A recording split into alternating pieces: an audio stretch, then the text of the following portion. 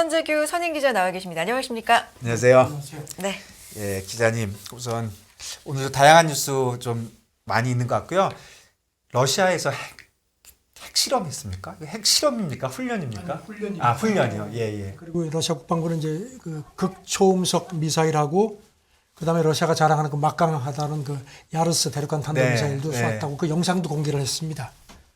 푸틴 대통령은 크렘린 상황실에서 화상으로 이렇게 이거를 이렇게 참관한 걸로 그렇게 발표가 됐고요. 지금 러시아가 핵 훈련을 한 게 우크라이나 침공 직전인 2월 네. 19일. 잠시만요.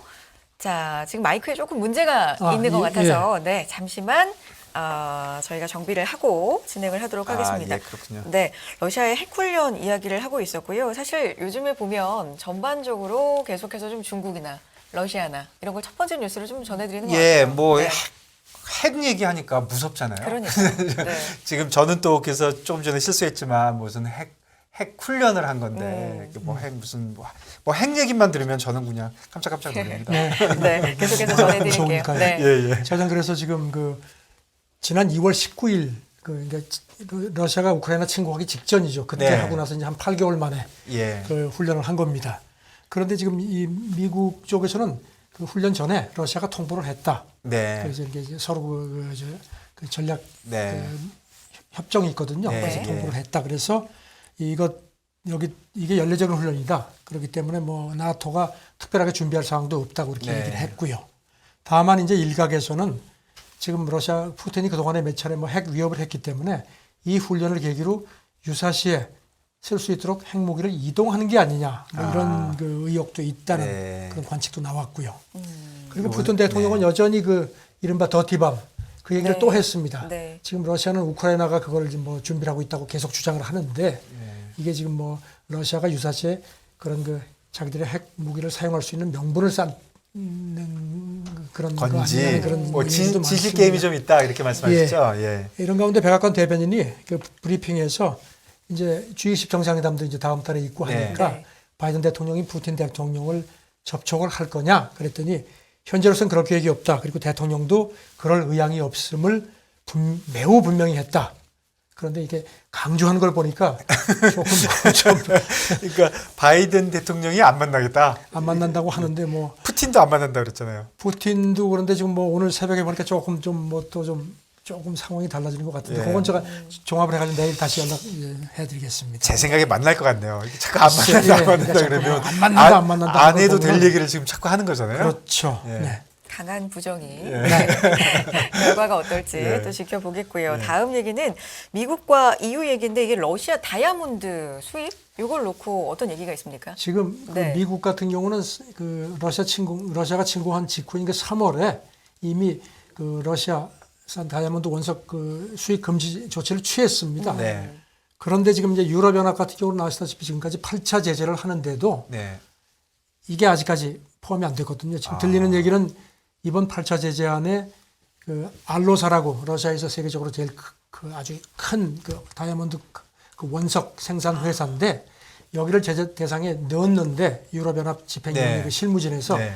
벨기에가 아시다시피 전 세계 그 보석류 유통 네. 그 허브인데 강하게 반발을 했다는 겁니다. 그래가지고 나중에 명단에서 빠졌다고 하는데 그래서 그런지 지금 미국 국무부가 그저께 보도 자료를 냈는데요. 국무부가 그 유관부처하고 그다음에 다이아몬드 업계 관계자들을 만났다. 그러면서 만나서 회의한 내용의 초점이 제재를 좀 더 정확하게 이해하기 위한 문제를 얘기를 했다. 그러니까 유럽연합이 자꾸 저렇게 삐딱하게 나오니까 네. 미국 쪽에서 조금 뭔가 좀 이렇게 좀 제동을 거는 거 아니냐 이런 움직임이 있는데요. 이게 공업용 다이아가 아니고 그 보석이네요. 그렇죠. 예, 예.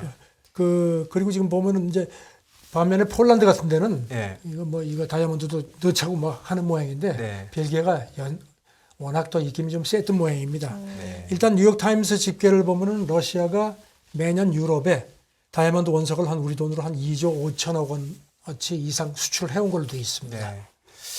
지금 매시간 그 러시아가 수출하는 그 품목에 대해서 하나씩 네. 얘기하고 있는데 네. 그때마다 듣는 게 엄청나네요. 뭐 이렇게 수출하는 게 많은지 다이아도 뭐 2조 7천억이면 꽤 큰 전쟁을 거고. 해도 뭐 워낙 서로 예. 이런 게 얽힌 게 예. 많습니다. 그렇죠. 그 네. 곡물 수출 그 얘기도 좀 해주시죠. 그 어떻게 돼가고 있습니까? 요즘 연장이 됐나요?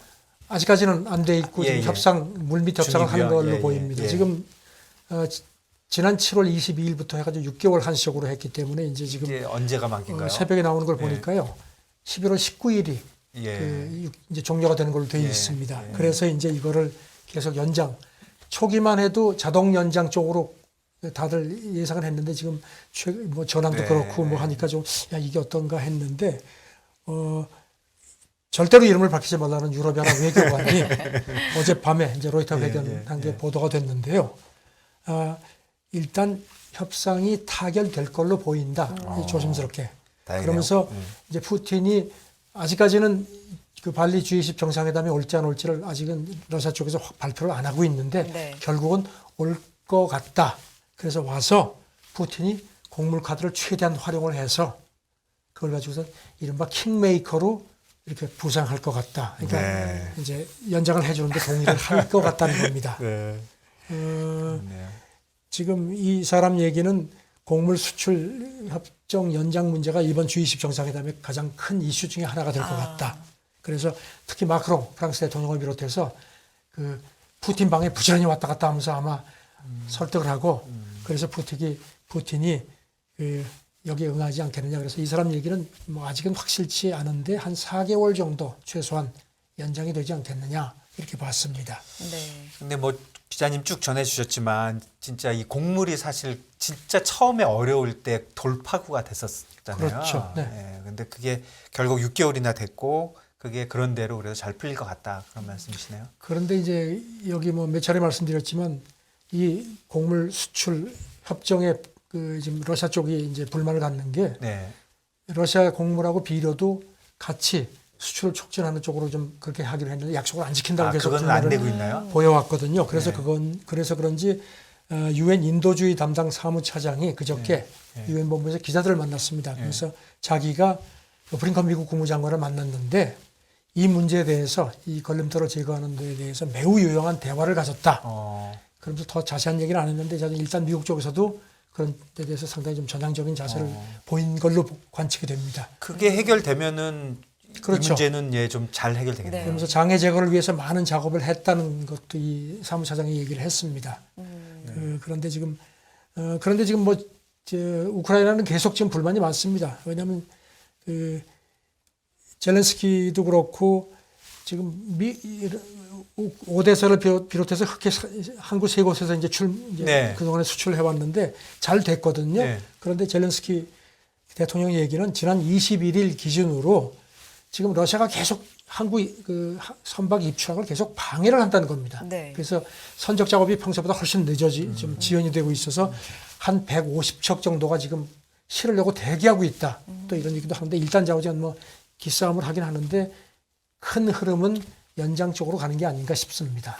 거기 곡물이 많기는 많았는 모양이네요. 그동안에 뭐 우크라이나 곡물이 한 600만 톤 정도가 수출됐다고 하니까요. 그렇네요. 분위기는 어쨌든 잘 풀리는 쪽으로 가고는 있다. 결과는 모르지만 다음 얘기 가보겠습니다.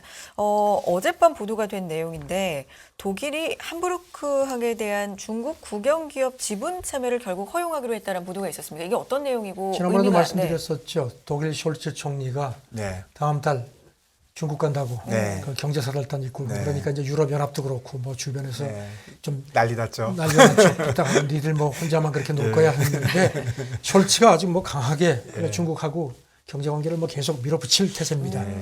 독일 경제부가 성명을 냈는데요. 지금 함부르크 항에 그 터미널이 있는데 이제 그게 이제 유럽에서 그 3대 터미널 중에 하나인데 그 중국 물류도 많이 취급을 해서 이제 유럽 항구들 간의 그 중국 물류 취급에 대해서 경쟁이 많았습니다. 그동안에.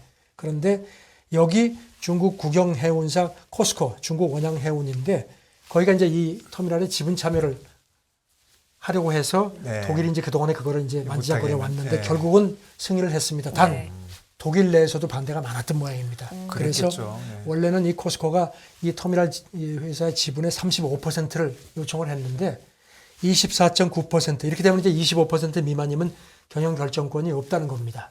그래서 이제 이런 식으로 절충을 해서 통과를 시켰다는 건데 로이터 보도는 이 숄츠가 함부르크 시장을 지낸대요.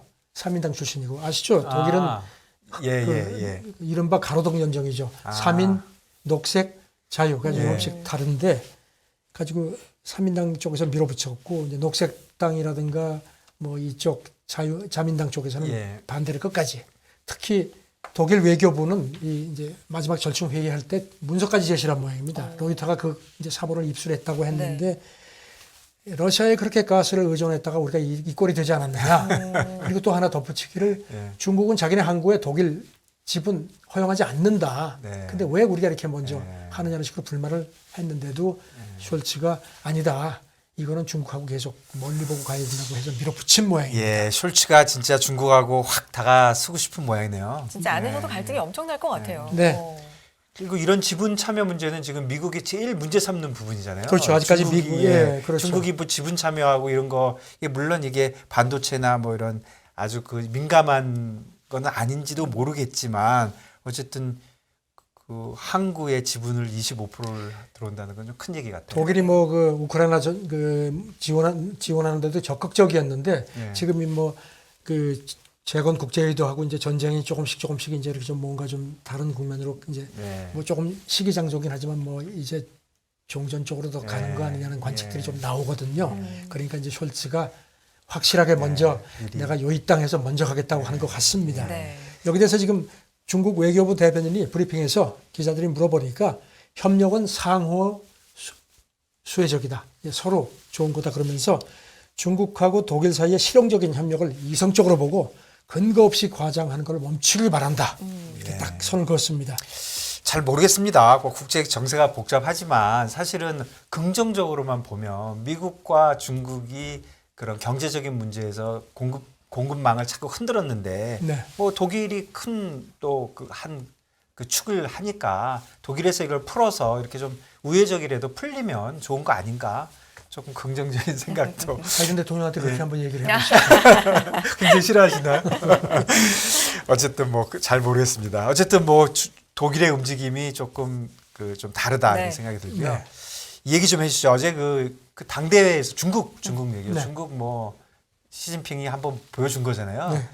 그런데 외국인들이 진짜 싫어하고 사실 주식시장 모든 시장에서 뭐 진짜 외국인이 많이 빠져나갔는데 네. 그리고 관련된 숫자가 어느 정도인가 했는데 그런 것도 정리가 좀 돼 있는 것 굉장히 같네요. 많죠. 예. 그 지금 블룸버그가 어제 집계한 거 보니까요. 시진핑 3기 출범하고 첫 그 예. 중국 증시 거래일에 24일에 하루 사이에 중국 본토에서 빠져나간 외국 그 증시에서 네.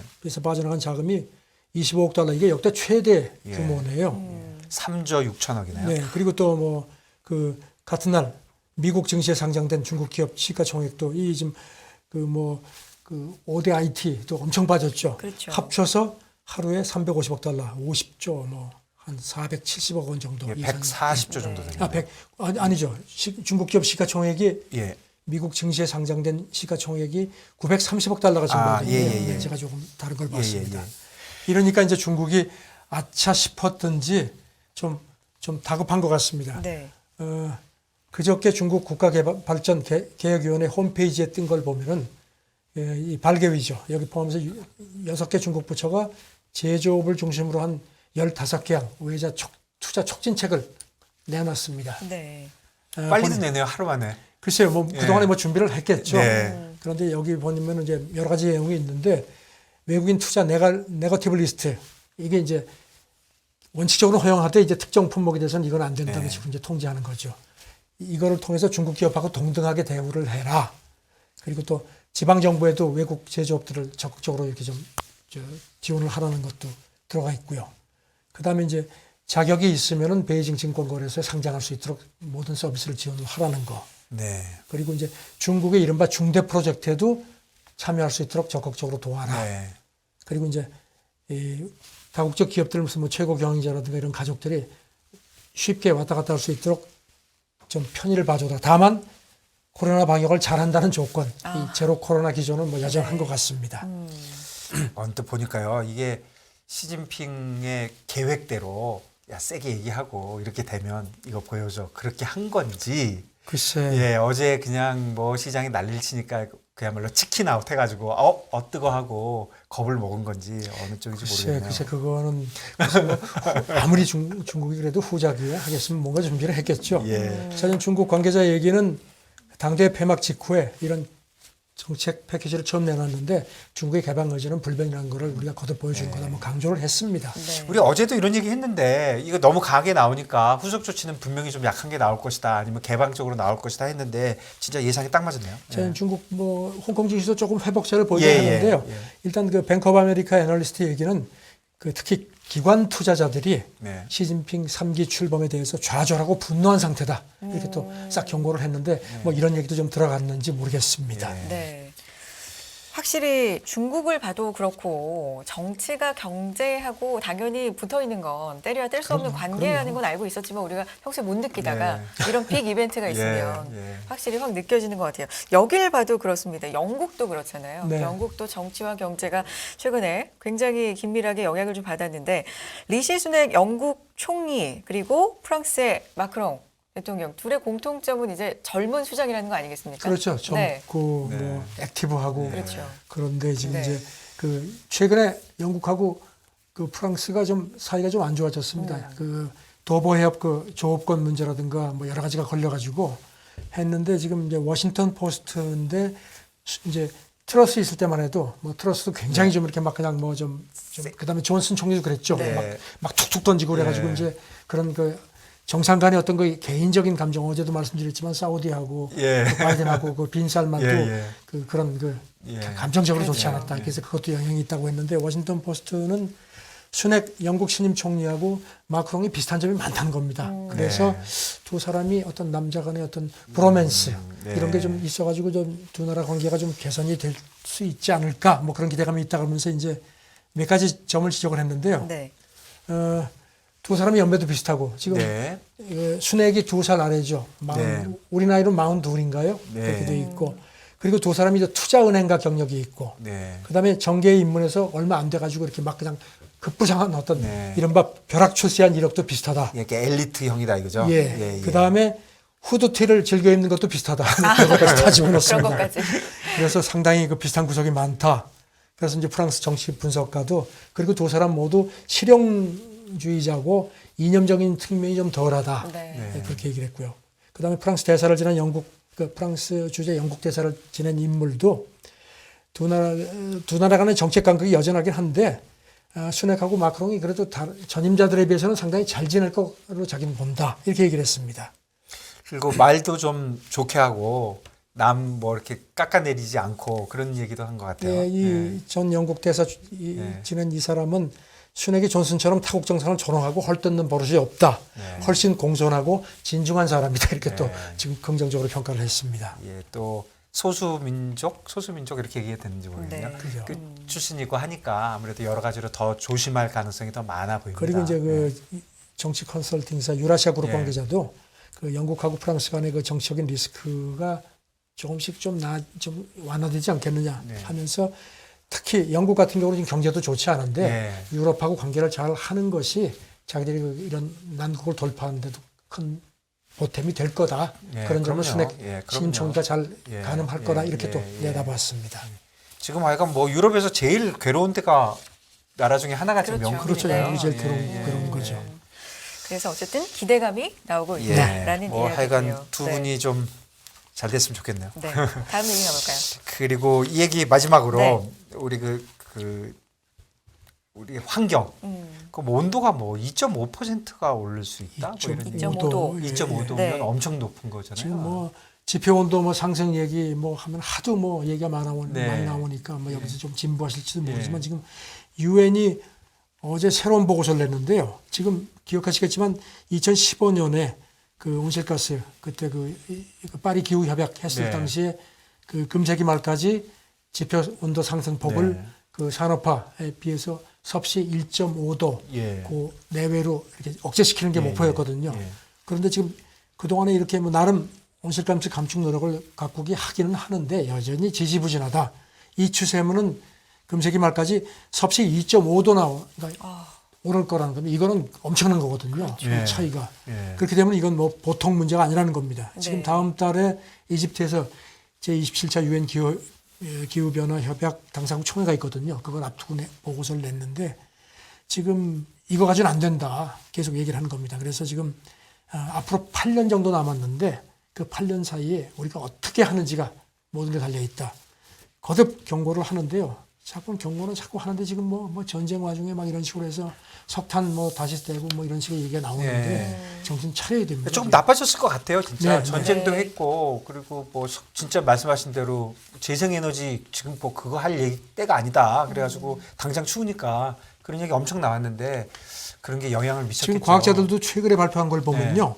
2030년까지 온실가스를 2019년 배출 수준에서 43%는 줄여야 된다고. 그러니까 지금 뭐 엄청나게 지금 그동안에 이게 이행이 안 됐다는 겁니다. 그러게요. 이 기후 위기 이거는 뭐 누가 이기고 누가 지는 문제가 아닙니다. 이건 네네. 정말 뭐 모두가. 지구의 존폐가 달린 문제이기 때문에 더 정신을 차려야 되겠습니다. 예, 그렇죠. 전쟁이 유럽에 나도 이 온도 올라서 우리한테도 영향을 미치고 그런 거예요. 뭐 환경에 대한 경각심은 사실 계속해서 나오는데 이게 실질적으로는 안 되는 모양이에요. 예, 듣기 싫은 소리지만 네. 계속 그 듣기 싫은 소리를 해야 됩니다. 그렇죠. 뒷걸음질 많이 한 것 같아요. 네. 예, 느낌이 너무 많이 한 것 같아요. 이 또 소식을 계기로 다 같이 좀 경각심을 네, 가졌으면 그렇습니다. 좋겠다라는 생각을 해보고요. 선재규 선임 기자와 함께 다양한 국제 뉴스 살펴봤습니다. 오늘도 고맙습니다. 네, 감사합니다. 감사합니다.